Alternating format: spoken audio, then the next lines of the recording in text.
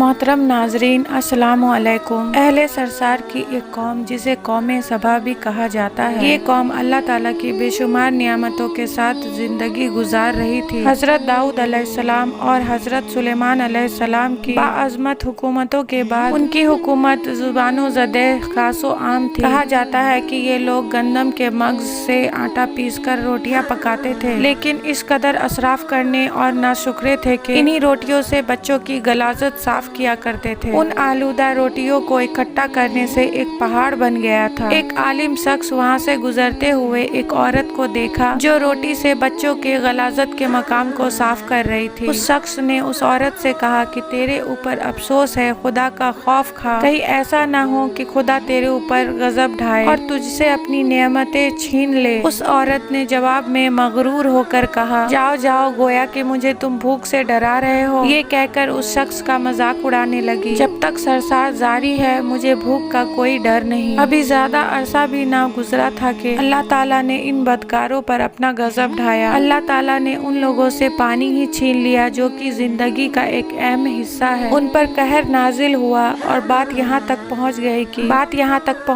کہ ان کی ذخیرہ کی ہوئی جتنی بھی چیزیں تھی سب ختم ہو گئی، اور بات یہاں تک پہنچ گئی کہ وہ انہی آلودہ روٹیوں پر ٹوٹ پڑے جو انہوں نے ہی اکٹھی کر کے پہاڑ کے مانند ڈھیر لگایا ہوا تھا۔ بلکہ نوبت یہاں تک آ گئی تھی کہ باقاعدہ ان روٹیوں کے لیے ایک شف لگتی تاکہ ہر کوئی وہاں سے اپنے حصے کی روٹی لے سکے۔ کفران نعمت، قہر اور ان کی بدحالی کے بارے میں متعدد روایات موجود ہیں۔ سورہ نحل کی آیت نمبر 112 اور 113 میں یوں ارشاد ہوتا ہے، اور اللہ نے اس قریہ کی بھی مثال بیان کی ہے جو محفوظ اور مطمئن تھا، اس کا رزق ہر طرف سے آ رہا تھا، لیکن اس قریہ کے رہنے والوں نے اللہ کے نعمتوں کی بے حرمتی کی تو خدا نے انہیں بھوک اور پیاس کا مزہ چکھایا، صرف ان کے ان اعمال کے بنا پر جو وہ انجام دے رہے تھے، اور یقیناً ان کے پاس رسول آیا تو انہوں نے ان کی تقویع کر دی تو اس لیے ان پر عذاب آ پہنچا۔ اسی قوم سبا کے بارے میں ایک اور واقعہ بیان ہوتا ہے کہ ان لوگوں نے اپنے زراعت کو بہتر طور پہ کاشت کرنے کے لیے پانی ذخیرہ کرنے کی خاطر بغل کے دو پہاڑ کے بیچ باندھ بنا کر، جس باندھ کا نام انہوں نے مارب رکھا، دوسرے پہاڑوں سے پانی آ کر اس باندھ میں جمع ہو جاتا تھا۔ قوم سبا نے اس پانی پر صحیح طور پر استفادہ کرتے ہوئے کھانے پینے کی چیزیں اور بہت سے خوبصورت باغات لگائے اور کھیتی باڑی کو رونق بخشی۔ ان باغات کے درختوں میں اس قدر پھل لگی ہوئی تھی کہ کہتے ہیں کہ جو شخص سر پر ٹوکری رکھے ہوئے ان پیڑوں کے نیچے سے گزرتا، پھل خود بخود اس ٹوکری میں گر جاتے تھے اور قلیل مدت میں ٹوکری پھلوں سے بھر جایا کرتی تھی۔ اس قوم کے بہت سارے دیہات اور قریے تھے جو بہت زیادہ آباد تھے۔ یہ سارے قریات آپس میں جڑے ہوئے تھے۔ اللہ نے ان کو اتنی نعمتیں بخشی، لیکن نعمتوں کی کثرت نے انہیں شکر کرنے کے بجائے سرمست اور غافل کر دیا تھا، یہاں تک کہ ان کے درمیان بہت بڑا طبقہ آ گیا تھا۔ ان میں سے طاقتور لوگوں نے کمزوروں کا خون چوسنا شروع کر دیا تھا، یہاں تک کہ ان لوگوں نے خدا سے ایک عہد کرنا شروع کر دیا تھا جس کا ذکر سورہ سبا کی آیت نمبر 19 میں ملتا ہے۔ انہوں نے کہا، خدایا ہمارے سفروں کے درمیان فاصلہ زیادہ کر دے۔ ان کی خواہش یہ تھی کہ آبادیوں کے درمیان خشکی ہو اور فاصلہ بہت زیادہ ہو تاکہ تہی دست اور کم آمدنی والے لوگ ان کے ساتھ سفر نہ کر سکے۔ اللہ تعالیٰ نے ان مغروروں پر اپنا قہر نازل کیا۔ بعض تواریخ کے مطابق ان مغرور لوگوں کی آنکھوں سے دور صحرائے چوہوں نے مارب باندھ پر حملہ کیا اور ان چوہوں نے باندھ کی دیواروں کو اندر سے کھوکھلا کر دیا۔ پھر اس کے بعد بہت بارشیں ہوئیں، اس کی وجہ سے سیلاب آ گیا اور اچانک باندھ کی دیواریں ٹوٹ گئی اور سیلاب میں جتنے بھی گاؤں دیہات، مویشی، شہر سب تباہ ہو گئے۔ گھر اور قیمتی سامان تھی سب سیلاب میں تباہ ہو گیا اور سب زمین کے نیچے غارت ہو گئے۔ اگر کچھ بچا تھا تو کچھ پیلو اور پیرو کے درخت، سارے خوشگوار پنچھی وہاں سے کوچ کر گئے، جبکہ الو اور کوے قوم سبا کے کھنڈر میں اپنے گھر بنا لیے۔ اس بات کا ذکر سورہ سبا کے آیت نمبر 15 اور 16 میں ملتا ہے، اور اس بات کا ذکر قرآن شریف کے سورہ سبا میں آیت نمبر 17 میں۔ قرآن کریم میں اس واقعہ کا یوں نتیجہ نکالا ہے کہ یہ ہم نے ان ناشکروں کو ان کی ناشکری کی سزا دی ہے اور ہم شکر کرنے والے کو کبھی سزا نہیں دیتے۔ امید کرتی ہوں کہ آج کا واقعہ آپ کو پسند آیا ہوگا۔ مزید ایسی ہی ویڈیو کے لیے چینل کو لائک، شیئر اور سبسکرائب کریں۔